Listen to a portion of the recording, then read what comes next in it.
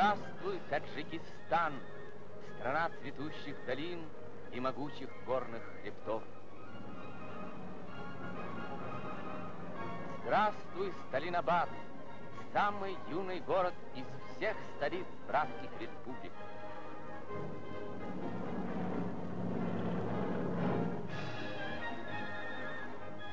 Здравствуй, Салом, приветствует тебя на твоем родном языке посланцы братских республик, приезжающие на праздник 25-летия Таджикистана. Это прибыли делегаты Казахстана.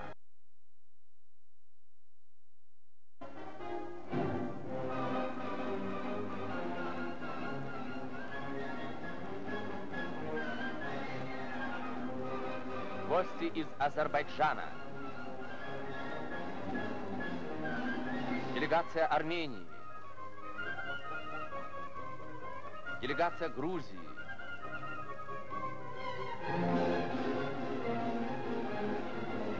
Представители Советской Украины.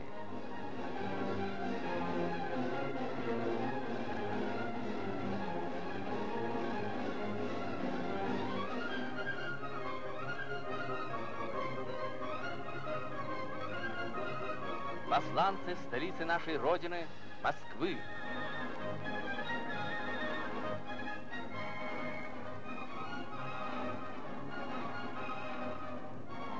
На юбилейные торжества прибыл заместитель председателя Совета министров СССР товарищ Косыгин.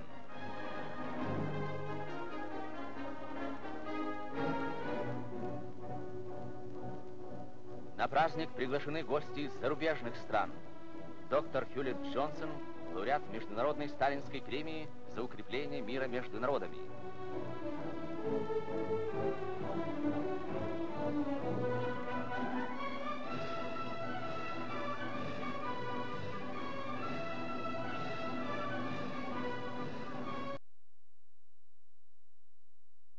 Советского культурного общества, возглавляемой Теджем Синхом, члены парламента, деятели науки и культуры. Сталинобадцы тепло встретили друзей.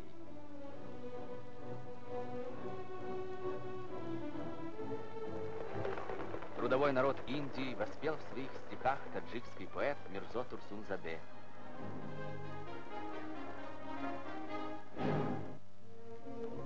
Первое знакомство со столицей Таджикистана, выросшей на месте маленького кишлака Дюшанбе. Это Таджикский государственный университет. Гости узнали, что в Сталинабаде имеется еще 4 высших учебных заведения и 13 техникумов. Академия наук Таджикской ССР. Она объединяет 24 научно-исследовательских института. Здание Центрального комитета Коммунистической партии Таджикистана.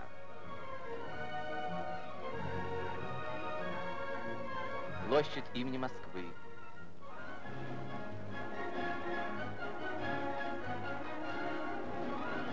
Всего год назад построено новое здание публичной библиотеки имени Фердоуси.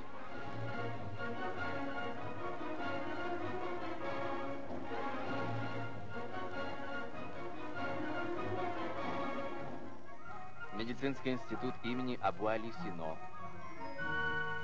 Педагогический.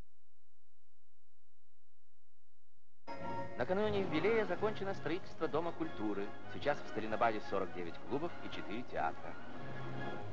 Здание Президиума Верховного Совета и Совета министров Республики.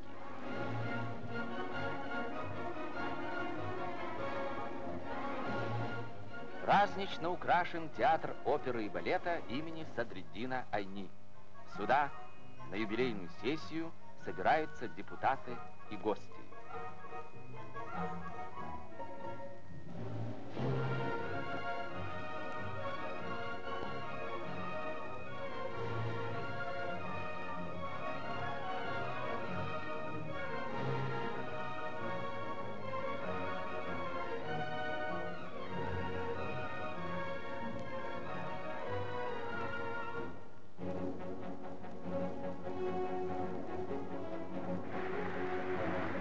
23 октября 1954 года.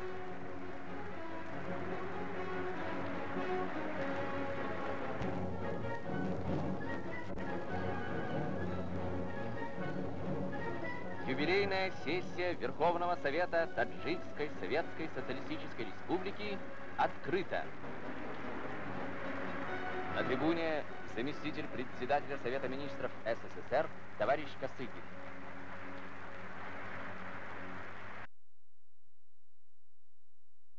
От имени и по поручению Президиума Верховного Совета Союза Советских Социалистических Республик, Совета Министров Союза Советских Социалистических Республик и Центрального комитета Коммунистической партии Советского Союза передать рабочим, колхозникам, интеллигенции и всем трудящимся советского Таджикистана и их передовому отряду Коммунистической партии братский привет и самые горячие пожелания дальнейших успехов в созидательной работе на благо нашей социалистической Родины. Вместе с трудящимися советского Таджикистана его славное 25-летие отмечают сегодня трудящихся всех других национальных республик, все народы нашей великой Родины. И вместе с вами они радуются успехам таджикского народа в его политическом, хозяйственном и культурном развитии. Гордятся тем, что таджикский народ с помощью великого русского народа и других братских народов Советского Союза успешно осуществил строительство социализма и приступил к строительству коммунистического общества.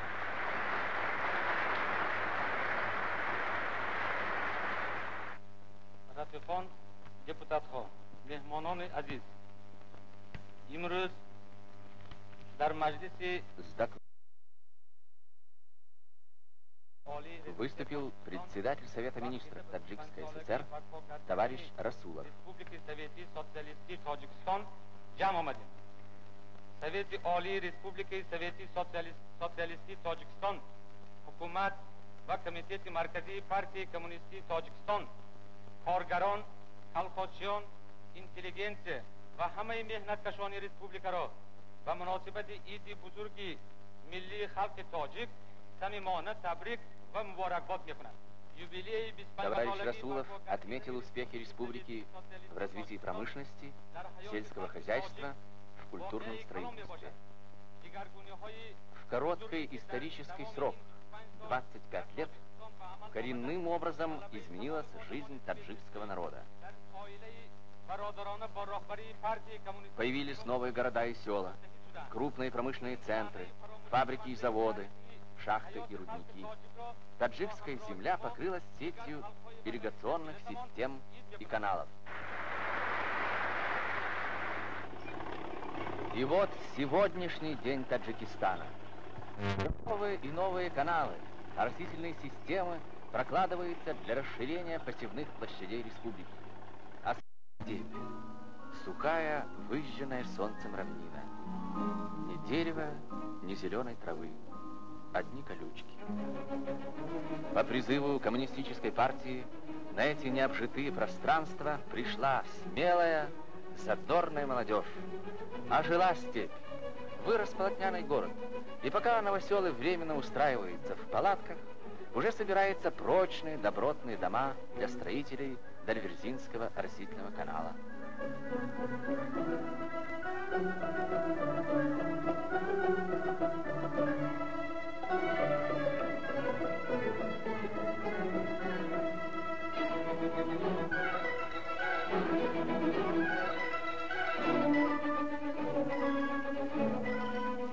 Уже положено начало первой улицы будущего города.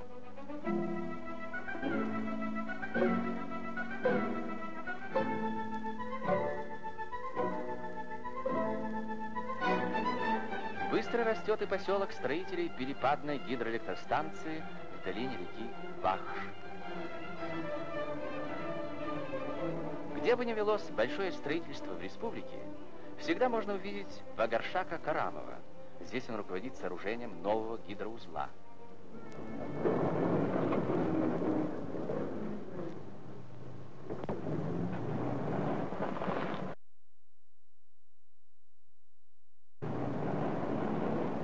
Плодородные земли Кумсангирского, Акгазинского плато и возвышенности Уртабос.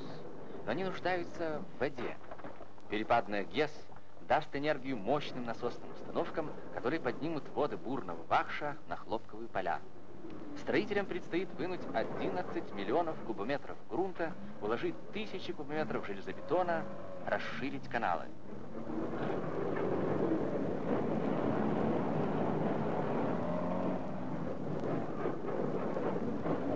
Благоустроенным городом стал Кайракум, поселок строителей самой крупной в Средней Азии гидроэлектростанции.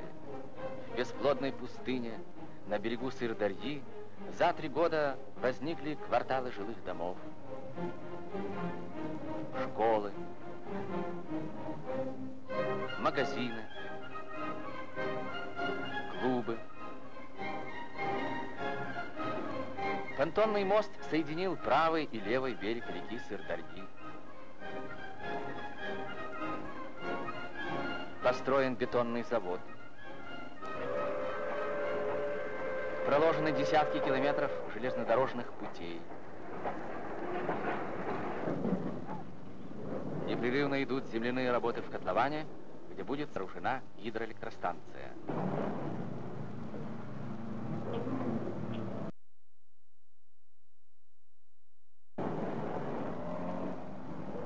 Кайракумская ГЭС даст энергию промышленности и сельскому хозяйству не только Таджикистана, но и соседней республике Узбекистану.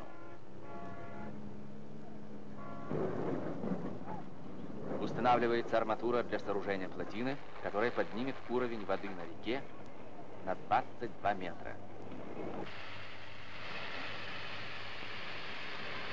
Мощные гидромониторы размывают грунт правого берега для намыва плотины. Прораб Убайдулло Джураев и молодой инженер Екатерина Рахманкулова одними из первых пришли на эту стройку. Это подготавливается дно будущего водохранилища. Разлив вод Сырдарьи образует здесь Таджикское море. Водохранилище емкостью в 4,5 миллиарда кубометров позволит оросить 450 тысяч гектаров земли. Республика получит новые хлопковые массивы. На стройке используется опыт волгодонцев. Механизированными работами на Кайракумстрое руководит знатный экскаваторщик Волгодона Евгений Симак. Большим праздником для строителей Кайракума был день 28 сентября 1954 года, когда закладывался фундамент здания гидроэлектростанции.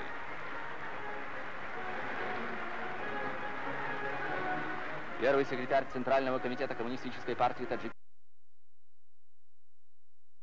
Даму Арзикулову памятную надпись для закладки в блок фундамента. Пошла первая машина с бетоном.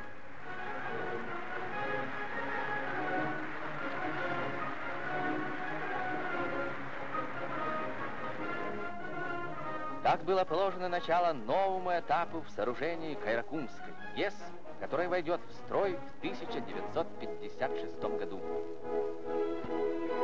А здесь, в Орджоникидзе-Батском районе, собрались на торжественное открытие межколхозной гидроэлектростанции.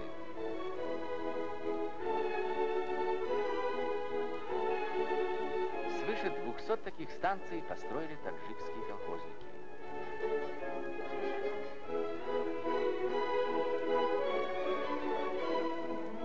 Новая гидроэлектростанция дала ток колхозам имени Сталина и имени Москвы. Таджикские хлопководы ведут упорную борьбу не только за освоение новых земель и расширение хлопковых массивов, но и за повышение урожайности, применяя прогрессивные методы возделывания хлопчатника. Посев хлопчатника с суженными междурядьями в 60, а затем и 45 сантиметров, привел к значительному повышению урожайности. Еще большие результаты получены при переходе на квадратно-гнездовой способ возделывания хлопчатника. Передовой опыт колхозов республики стал достоянием всех советских хлопководов.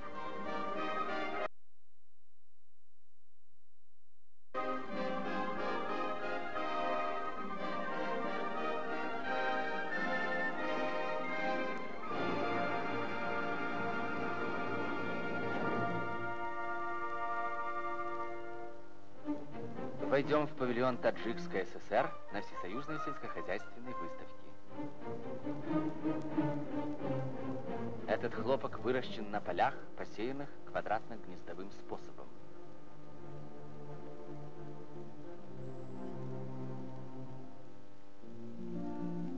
Важное значение имеет правильный выбор размера квадратов. Квадрат 70 на 70 сантиметров позволяет получить на гектаре только 20 400 гнезд, или всего 61 200 растений.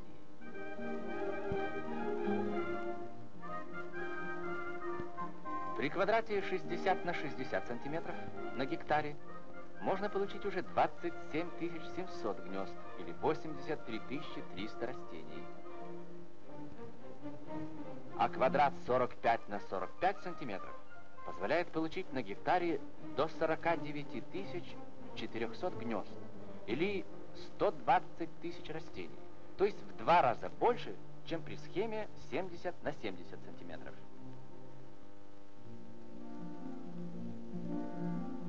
Квадратно-гнездовой посев хлопчатника при суженных междурядьях,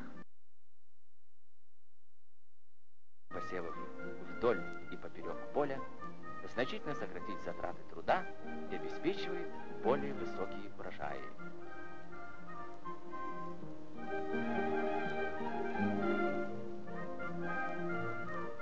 В павильоне представлены и достижения животноводов Таджикистана. Животноводство в республике является важной отраслью сельского хозяйства.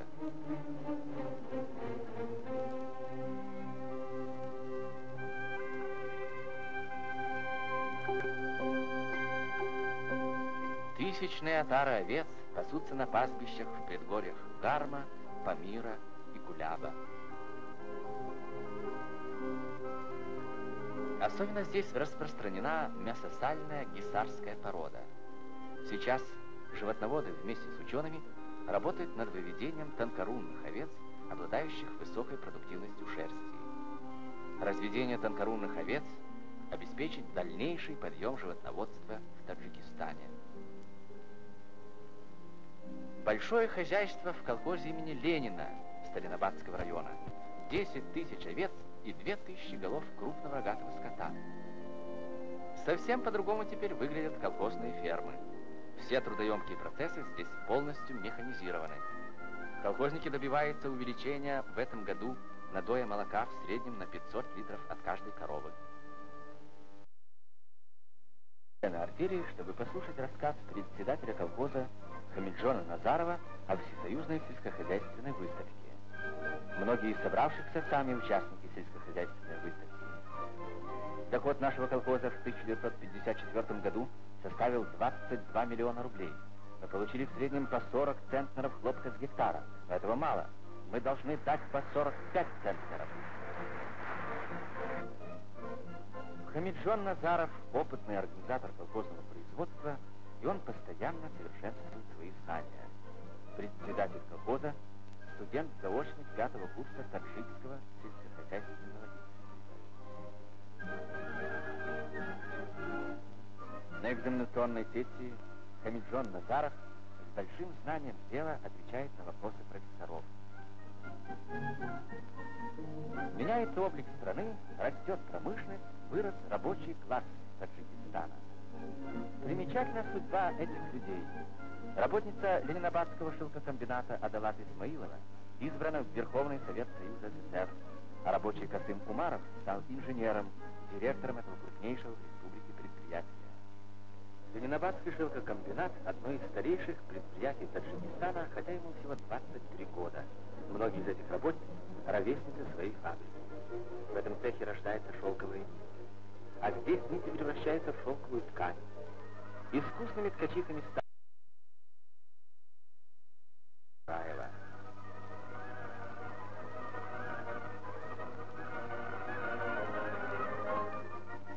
На ткань наносится национальный орнамент, и она приобретает нарядный и красивый вид. К юбилею республики комбинат освоил 48 набивных и 60 пестротканных рисунков. Более 20 миллионов метров различных тканей выпускает Сталинобадский текстильный комбинат.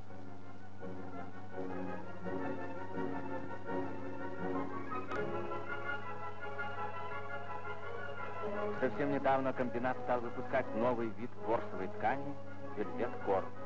Для производства этой ткани был построен специальный цех. Из Ленинграда, Иваново, Орехово-Зуево сюда прислали десятки новых машин. Новый вид ткани пользуется большим спросом населения и выпускается в самых разнообразных расцветках. К 25-летию Таджикской ССР выпущено около 1 миллиона метров этой ткани. За последние годы большое развитие в республике получила горно-рудная промышленность. Чорух-Дайрон – один из крупных рудников в Таджикистане.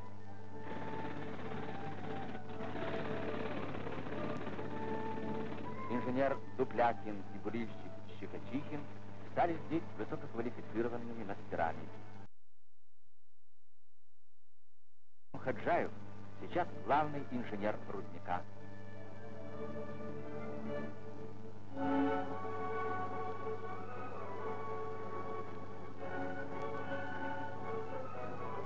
Это флотационный цех.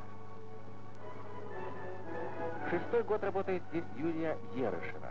Она ученица Натальи Павловны Дорофеевой, которая продолжает заботливо следить за успехами своей воспитанницы. Шураб – крупнейший угольный бассейн Таджикистана. Вместе с ветеранами, опытными мастерами успешно трудятся и молодые шахтеры, воспитанники горно-промышленной школы Шураба. Вот один из них – Ислам Истоев. Но что привлекло внимание этих шахтеров? Дело в том, что среди них в центре писатель Рахим Джалил. Он пишет роман из жизни шахтеров, и поэтому здесь его интересует все. Рахим Джалил – свой человек в Шурабе.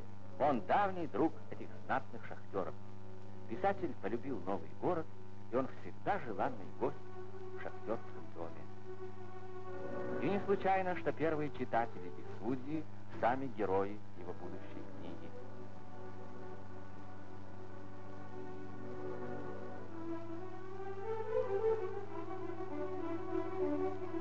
В основу романа «Бахтиер» положена биография шахтера Ульмаса Садиева.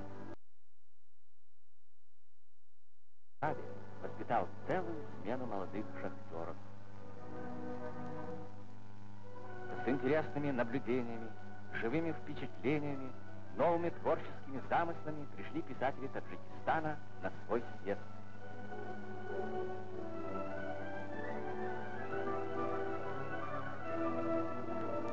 Съезд открылся докладом поэта Мирзо Турсунзаде о состоянии и задачах таджикской советской литературы.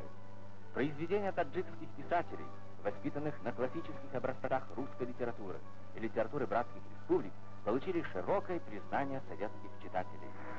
На трибуне первый секретарь ЦК Коммунистической партии Таджикистана товарищ Гафуров. Советская литература является могучим средством просвещения и воспитания трудящихся. Наша партия с самого начала своего возникновения обращала серьезное внимание на литературу и рассматривали ее как острейший участок идеологической работы. Сейчас, в эпоху строительства коммунистического общества, нашей советской литературе принадлежит еще более почетная роль в деле воспитания трудящихся духе коммунизма.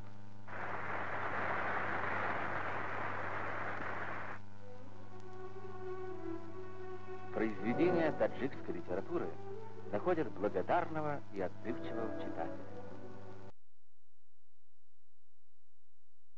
Дворцом книги 12 тысяч студентов, рабочих, колхозников в числе ее постоянных читателей.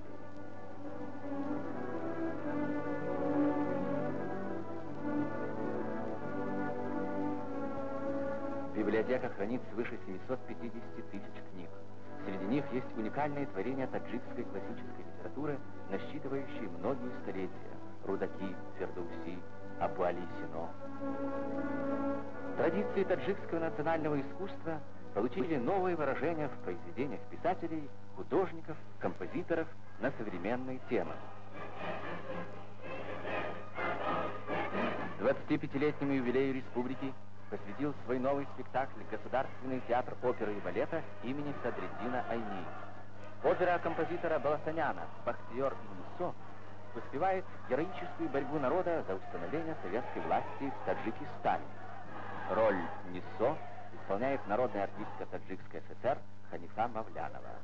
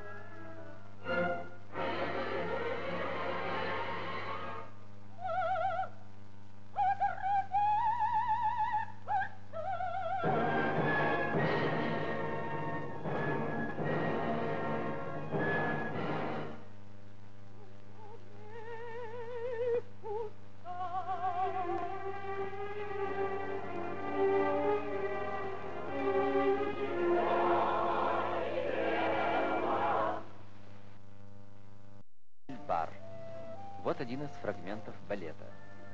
Перед колхозниками выступают столичные артисты. Мастера балета показывают им свой новый танец. Молодая колхозница Дильбар любуется искусством гостей.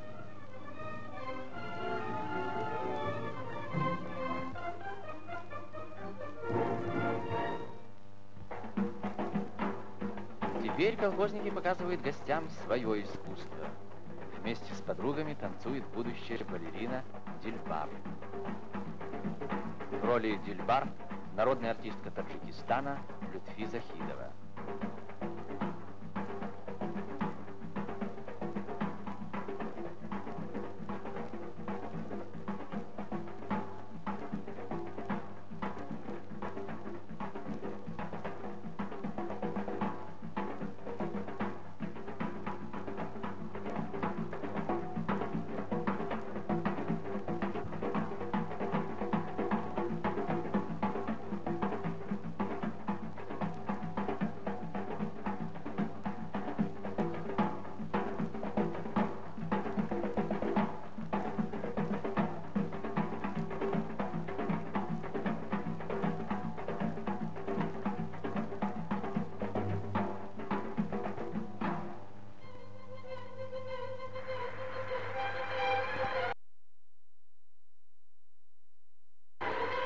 Славному 25-летию республики посвятили свое выступление таджикские спортсмены на физкультурном параде в Москве. Юноши и девушки Памира, Гарма, Куляба, Канибадама продемонстрировали свою ловкость и большое спортивное мастерство.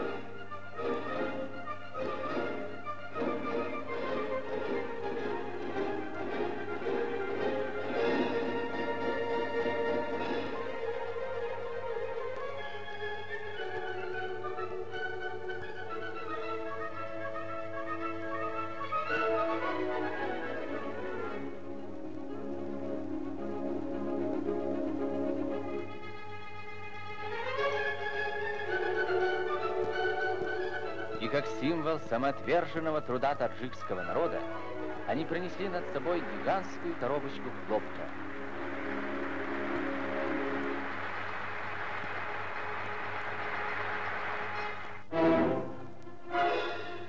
Порадовали своим мастерством и колхозные наездники на Сталинобадском ипподроме.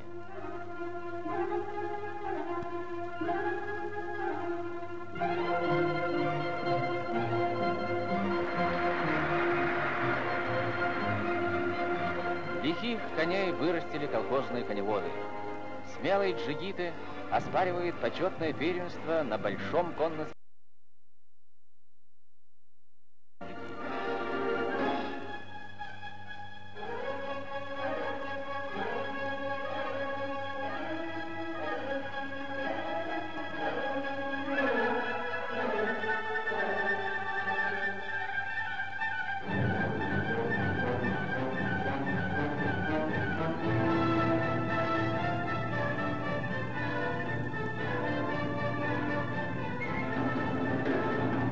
Трубят карнаи. Они возвещают о большом празднике таджикского народа.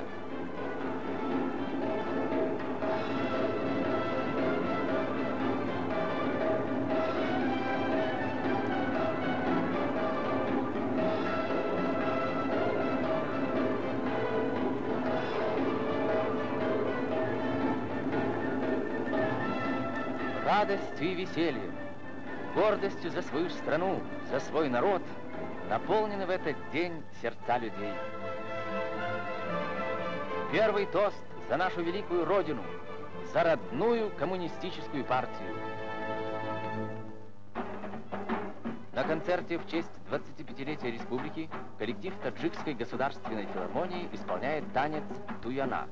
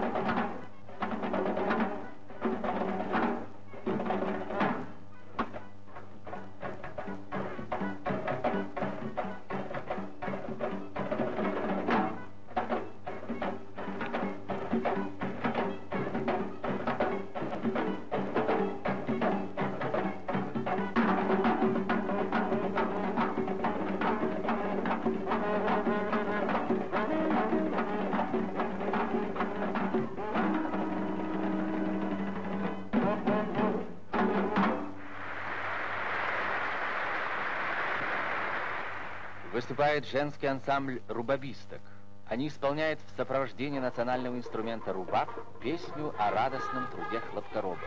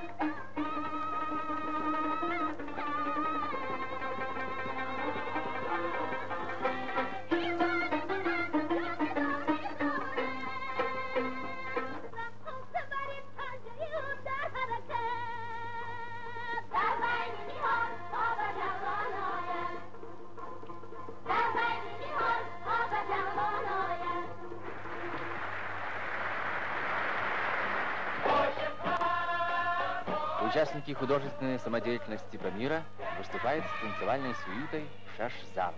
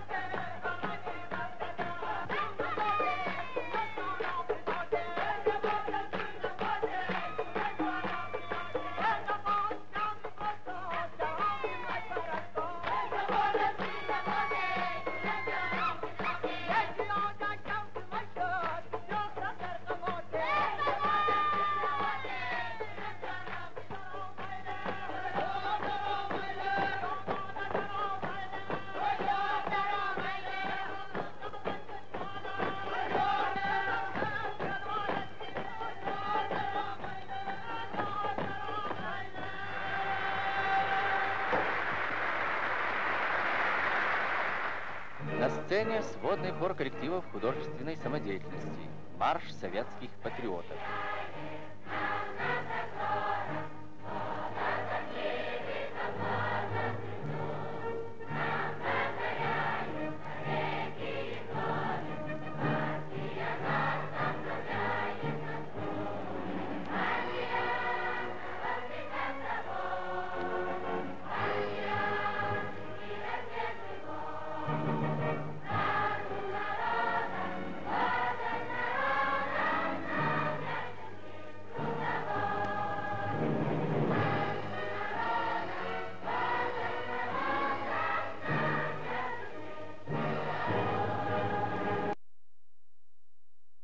Друг всех республик страны, и в труде, и в бою мы друг другу верны.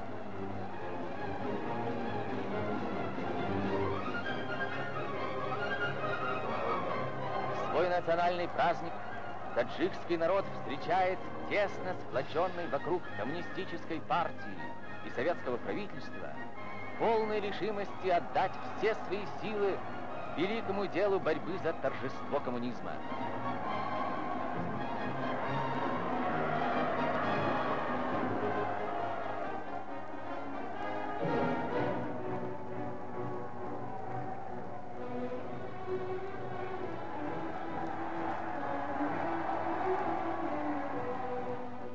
это великое дело республика вносит свой вклад.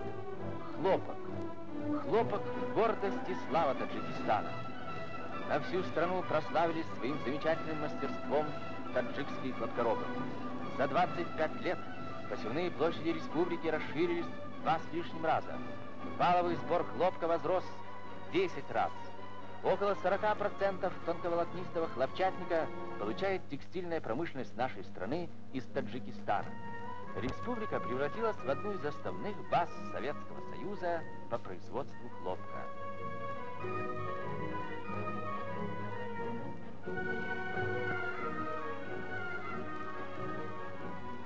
В ноябре Центрального комитета Коммунистической партии Советского Союза товарищ Хрущев посетил ряд колхозов и совхозов республики. Товарищ Воронин, директор совхоза имени Куйбышева, рассказал о квадратно-гнездовом посеве хлопка, применяемом в совхозе.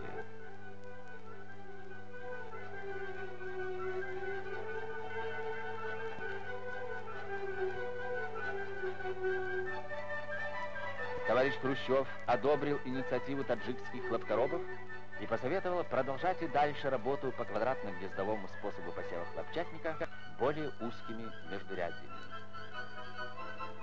Инженер совхоза имени Куйбышева товарищ Бирюков показал товарищу Хрущеву сеялку, культиватор, пропашной трактор, переоборудованные для посева с суженными междурядьями.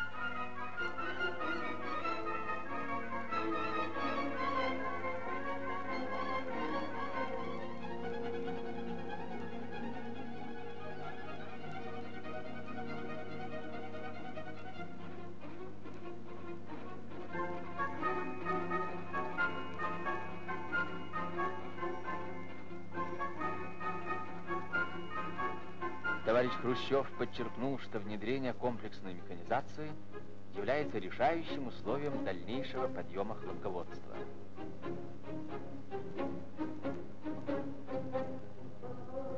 В 1954 году хлопкоробы Таджикистана успешно выполнили государственную.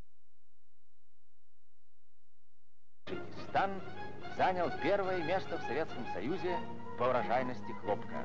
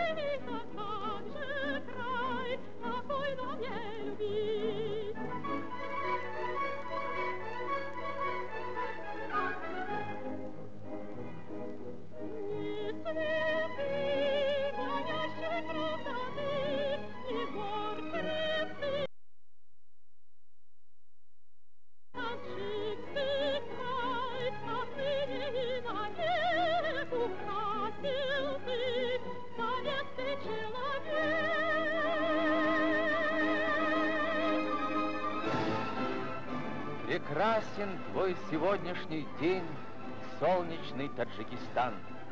Расти, цвети, земля молодости, страна плодородных долин и могучих горных хребтов.